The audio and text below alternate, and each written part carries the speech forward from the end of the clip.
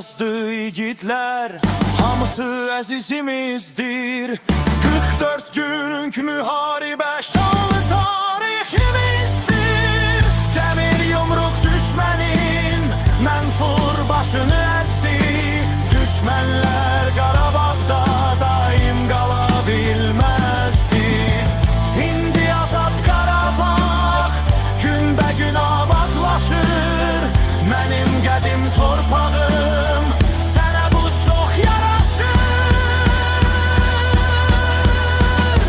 Bizə zəfər yaşatdı igid oğullarımız. Hər birini anırıq, minnətdarıq hamımız.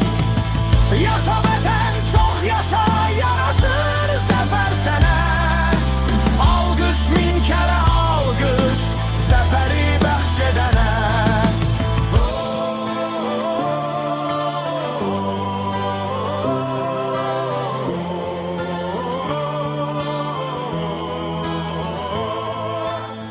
İndi azad Qarabağ günbəgün abadlaşır.